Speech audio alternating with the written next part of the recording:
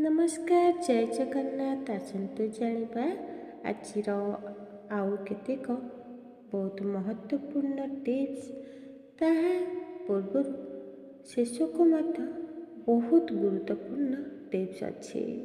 ए tips जानला परे ताको जानिबा जदि आपणक हाथरू किछि पड़ी जाउछि तेबे एहाकु एक शुभ संकेत बोली विवेचना करा जाइथाए।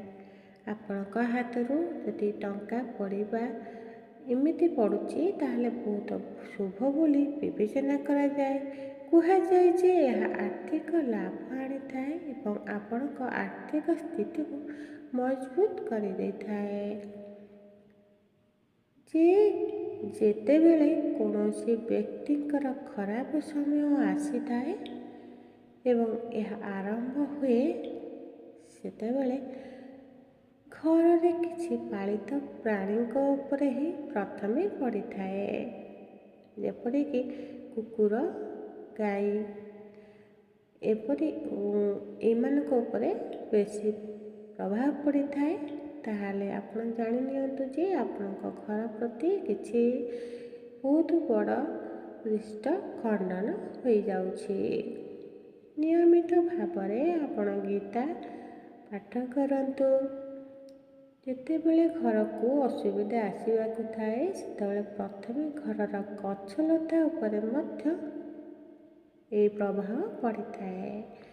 गछलता सुखी जाए किछि भी घरे असुविधा यदि आरंभ हेबाकू थिबो गछ ही प्रथमे सुखी जाई थाए। ताहले आपण जानि नियंतु जे आपण को यह एक प्रथम संकेत जे गछ सुखिला मात्रे जानतु घरे किछि नेगेटिव शक्ति प्रवेश करुछि।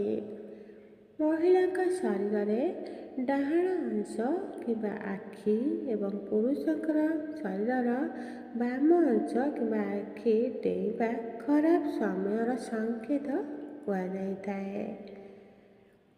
भिडियोटी शेष पर्यंत देखंतु कहीं शेष को बहुत इम्पोर्टेंट टिप्स अच्छी जहाँ आपणकर बहुत मूल्यवान काम आसीब।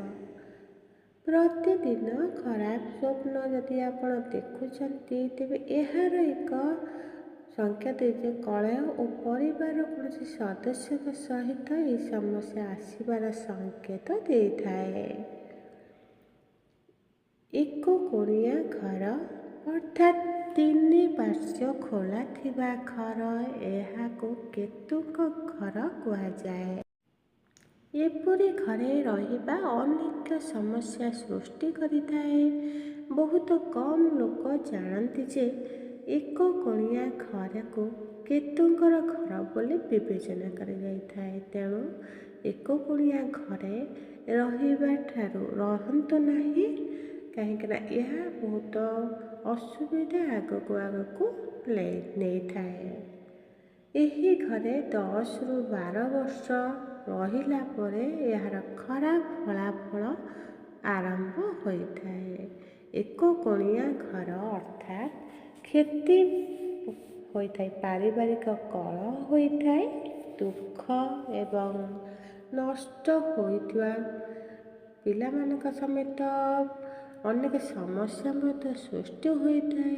वास्तु यही गोटे कोणिया घरे किणवा विरुद्ध रे परामर्श दिए जहाँ यह आपणकर सीधा शक्ति सीधा सड़क ही घरे प्रभावित होइथाए। यही भिडियोटी दयाकरी शेष पर्यंत देखिबा सहित यही भिडियोरे लाइक शेयर और हाई पॉइंट दयाकरी दियंतु एवं ए चैनल को सब्सक्राइब करने सहित बेल आइकन को क्लिक करेंगे। आउ एक अन्य टिप्सटी होचे गोटे सप्ताह थरे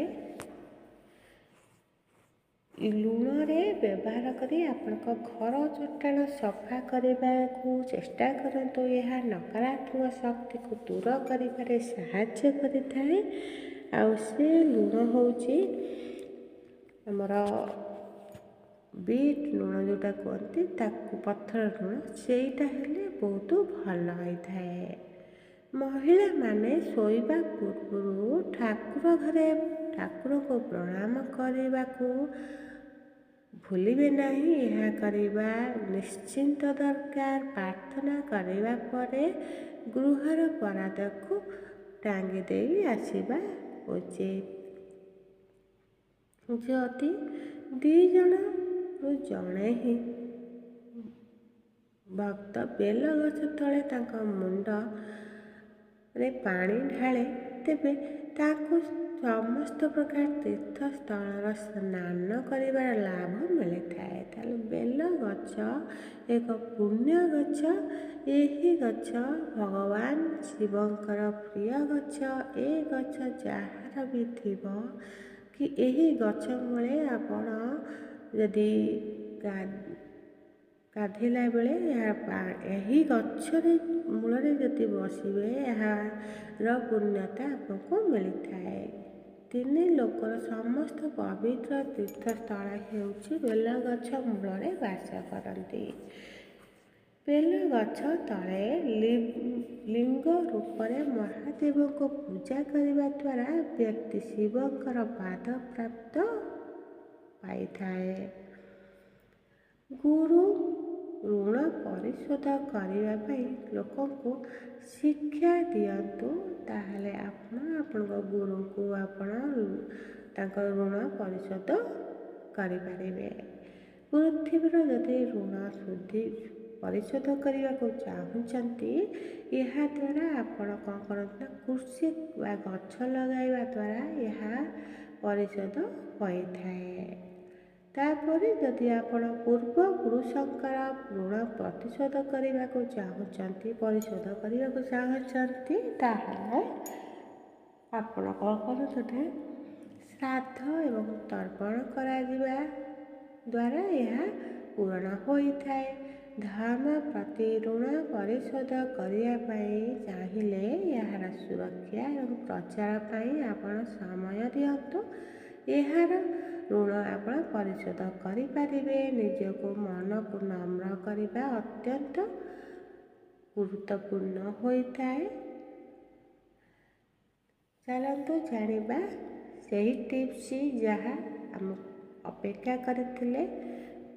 ଯଦି ଆପଣ ଲକ୍ଷ ଲକ୍ଷ ଟଙ୍କାର ଋଣରେ ହଇରାଣ ହେଉଛନ୍ତି, ତାହେଲେ ଆପଣ ଏଇ ଗୋଟିଏ କାମ କରନ୍ତୁ। ନିଶ୍ଚିନ୍ତ ଆପଣଙ୍କର ଯେଉଁ ଋଣ ଥିବ ତାହା ଲାଘବ ହେଇଯିବ। 7ଟି କଉଡ଼ି ନିଅନ୍ତୁ। ଏ 7ଟି କଉଡ଼ିରେ ଧଳା, ଯଦି କଉଡ଼ି ତ ପ୍ରାୟ ଧଳା ହୋଇଥାଏ, ଏଇ ଧଳା କଉଡ଼ିକୁ କ'ଣ କରନ୍ତୁ ନା, ଯଦି ହଳଦୀ କଉଡ଼ି ମିଳେ ତ ଭଲ କଥା, ଯଦି ଏ ତ ମିଳିବା ବହୁତ ମୁସ୍କିଲ। ଧଳା କଉଡ଼ି ମିଳିଥାଏ, ଏହାକୁ ଆପଣ କ'ଣ କରନ୍ତୁ, ହଳଦୀ ସହିତ ଆକୁ ମିଶାଇ ହଳଦୀ କଲର କରନ୍ତୁ। ଏହାପରେ ଏକାଦଶୀ ଦିନ ଠାକୁରଙ୍କ ସମ୍ମୁଖରେ ଏହାକୁ ରଖି ଏକ ଲାଲ କପଡ଼ାରେ ଗୁଡ଼ାଇ ପ୍ରାର୍ଥନା କରନ୍ତୁ। ସେଗୁଡ଼ିକ ସାରା ଦିନ ପାଇଁ ସେଇଠାରେ ହିଁ ରଖି ଦିଅନ୍ତୁ ଓ ପରଦିନ ଏହାକୁ ଗୋଟିଏ ସିନ୍ଦୁକରେ ରଖିଦିଅନ୍ତୁ। ଦେଖିବେ ଆପଣଙ୍କର ଏହି ଋଣ ବା ଯେଉଁଠି ବି ଆପଣ ପଇସାର ଅସୁବିଧା ହେଉଛି, ସବୁ ବି ସୁଧାର ହେବ। ନମସ୍କାର, ଜୟ ଜଗନ୍ନାଥ। ଆପଣ ସମସ୍ତଙ୍କ ଭଲରେ କଟୁ।